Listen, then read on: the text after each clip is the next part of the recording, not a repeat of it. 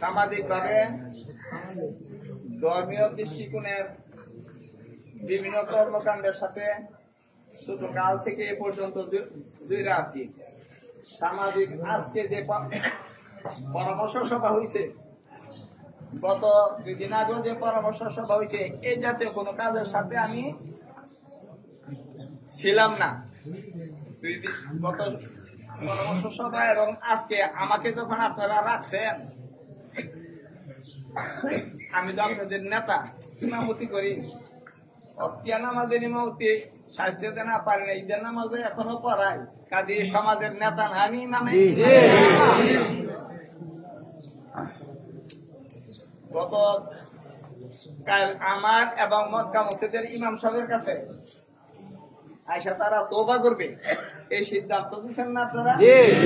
আমি কি বলছি, দুজনের পক্ষ হইতে কাউকে লজ্জা দেওয়া আমাদের কাম্য না। তাদেরকে জুমার নামাজ সময় একত্রিত করে অনেকগুলি মানুষের সামনে তওবা করবে, এটা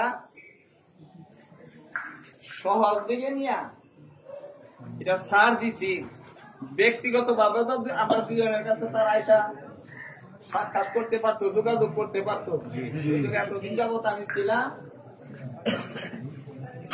ভুল স্বীকার করতেছি। এখন আপনাদের পরামর্শ মোতাবেক আমরা চলবো। এটা তো একটা দরকার ছিল না। আর এটার নামাই না ওই মাজারের কাছে বৈশা কালকা কি করছে আলোচনা তো শুনলেন, পরিবেশ শুনাইছে ওই দিক দিয়ে ওই মাজারের নিকটের কথা। তাদের আসপর্দা কত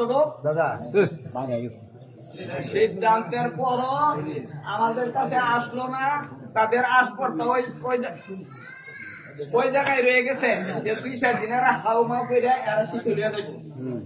আলহামদুলিল্লাহ, আপনাদের সাথে যখন আল্লাহ পাক আমাকে রাখছে, আল্লাহ যতদিন পর্যন্ত শ্বাসটা বাঁচায় রাখে, আপনারা সাথে আমি থাইকা এই সামাজিক সুদ, ডাকাত আর অসামাজিক কার্যকলাপ, সপ্তাহের নামও জানি না, এই সমস্ত কাজের সাথে যারা জড়িত আছে তাদের দৃষ্টান্তমূলক শাস্তির ব্যবস্থা করা হবে। একটা উদাহরণ দেই, বাস্তব। আমাদের দাওয়াতের তাবলীগের কাজের মধ্যে একটা বিরোধী গ্রুপ তৈরি হয়েছে না? গত ইজতেমার সময় বিদেশি মেহমানদের জন্য 600 মেহমানদের শরবত তৈরি করা হয়েছে। কি করা হয়েছে? শরবত তৈরি করা হয়েছে।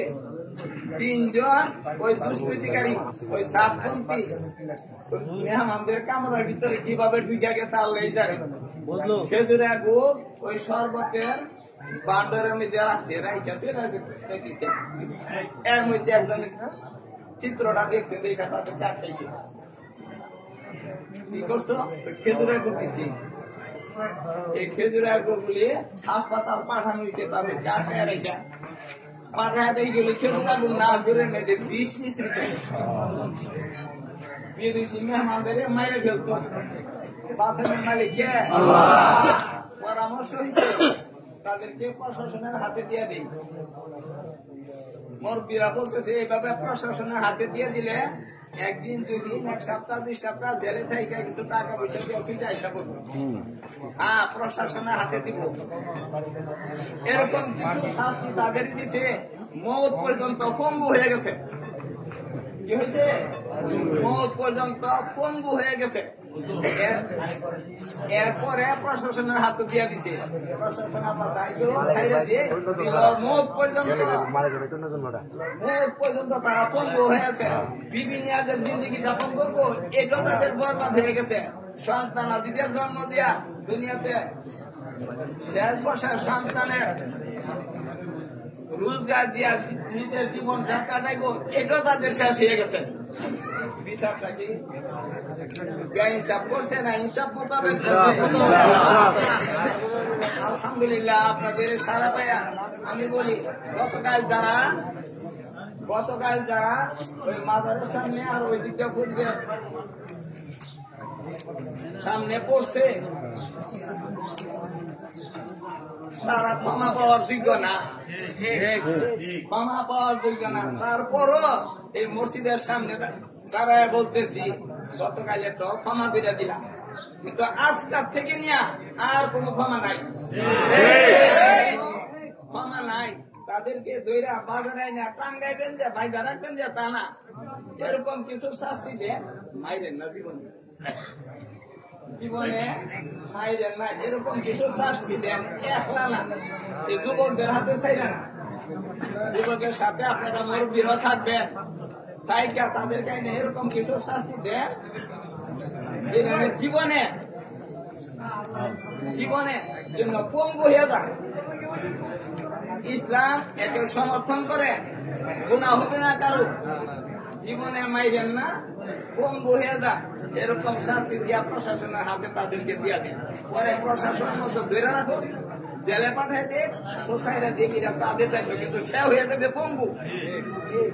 এক দ্বিতীয়, এতটুকু হাত লাইনে যাওয়ার পর আরো কিছু ছাড় দেই, আরো কিছু ছাড় দেই, সবাই আরো কিছু ছাড় দেই আপনাদের সহযোগিতা নিয়ে।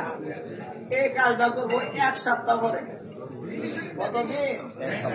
এখন থেকে 1 সপ্তাহ পরে জীবনের লাগি পঙ্গু বানায়া ধরতে পারলে, জীবনের লাগি পঙ্গু বানায়া প্রশাসনের হাতে দিবে, এখন পাবে না, যুবকদের মাধ্যমে না, মুরব্বীদের মাধ্যমে।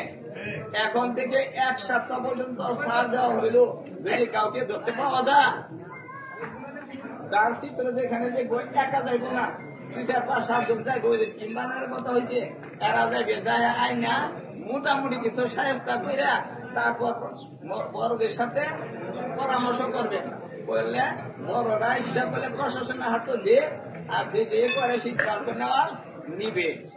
তার ভিতর দিয়ে সর্বশেষ কথা আমি এটা বলি, এখনো যদি আমার কাছে একা একা কোন সময় আসে, আমি আপনাদেরকে অনুরোধ করে হইল তাদেরকে সাথ দিব, যে কথাটুকু আসছে তাদের বাড়ি বাড়ি যায় বুঝাইবো, আর বাড়িতে যায় বোঝানোর দরকার নাই। এই 7 নং ওয়ার্ডের কোন একটা দুষ্কৃতিকারী সন্ত্রাসী চোর বাকি নাই, যার কান পর্যন্ত আওয়াজ পড়ছে না গত মিটিং এর কথা এবং আজকের কথা।